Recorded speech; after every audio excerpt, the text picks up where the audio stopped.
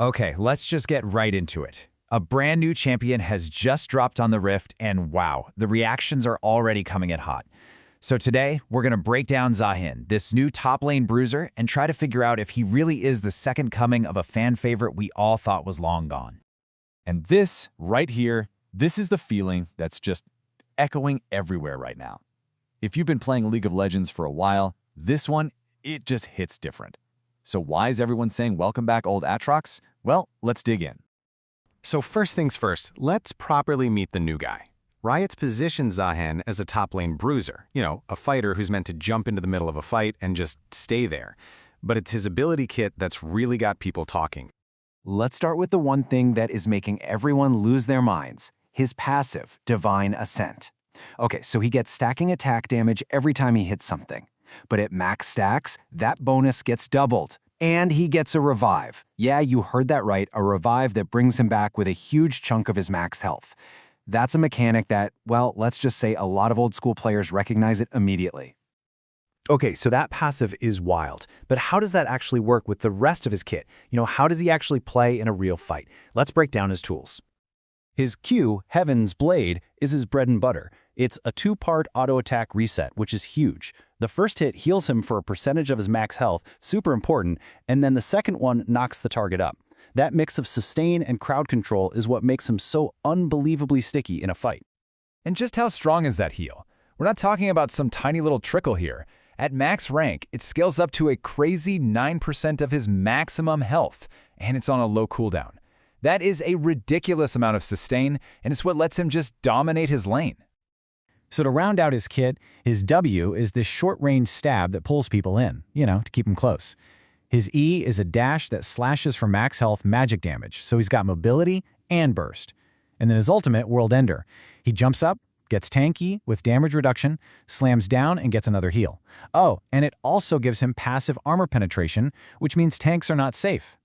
So we know what the abilities do on paper, right? But how does it all feel to actually play? Well, he kind of combines all these elements we've seen before into something that feels new, but at the same time, incredibly familiar. It's like seeing the ghost of champions past. And this comparison to Camille makes it crystal clear. Just like her, Zahin is all about that double Q auto reset, and he absolutely loves a sheen item. But here's the big difference. Camille is like a scalpel, a single target assassin doing true damage. Zahin, he's a hammer. He's focused on area of effect damage, and instead of true damage, he brings a ton of healing and a knock-up. When you put it all together, it points to one thing. Zahin is an auto-attack-based brawler, through and through. He wants those long, drawn-out fights where he can just keep swinging, stacking up that insane passive, and basically refusing to die. Sound familiar to any of you veterans out there? All right, so we get the champion. Now let's get into the practical stuff. How do we build this bruiser? What's the perfect weapon we need to be forging for him? I mean, that's the million-dollar question, isn't it? With a kit like this, healing, auto resets, crazy AD stacking, what items actually feel the best? Well, after some testing, it seems like there's a very specific and very, very powerful build path. The core build path is just beautiful. You start with Triforce. It's a no-brainer for that sheen proc on his Qs. Then you go into Titanic Hydra. This gives him health, which makes his Q heal even bigger, and it gives him another auto reset. To top it all off, you build Sundered Sky, which has absolutely insane healing synergy with his kit. Every single item just feeds perfectly into the next. But what if the enemy team is really slippery? His biggest weakness is getting kited, since he doesn't have any slows. That's where you've got options like Stridebreaker or Blade of the Ruined King to help you stick on people. And if you're getting locked down by crowd control, Sterak's Gauge is your best friend, giving you that massive shield and some much-needed tenacity.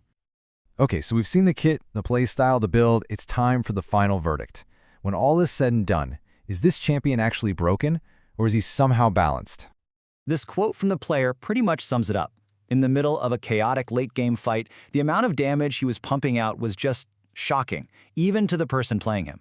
But almost 500 doesn't even begin to tell the whole story. The reality was so much crazier. Just look at this number, 737 attack damage. His passive literally doubled his AD in that fight. That is a genuinely terrifying amount of late-game scaling. So let's just lay it all out, the good and the bad. On one hand, you have this monster with massive AD scaling, huge healing, that game-changing revive, and he's a fantastic duelist. But on the other hand, he's super vulnerable to CC and getting kited. His W feels pretty slow and clunky, and his ultimate, all it's useful, feels kinda meh without a big knockup or something. And the numbers at the end of the game tell the tale perfectly. In just a 31-minute game, he cranked out over 52,000 damage and had the most healing of anyone in the match. I mean, look at that. The Revitalize rune alone gave him over 2,300 extra healing. That just shows you how much he thrives on sustain. And so we come full circle, back to where we started. With the revive, the auto-attack focus, the insane scaling, is Zahin really a brand new champion, or is he an old one, brought back to life for a new generation? Maybe, just maybe, it's a very deliberate nod to the players who've been around for a while, bringing back a playstyle that many of us have really been missing. And that's the question we're all going to be asking ourselves on the Rift.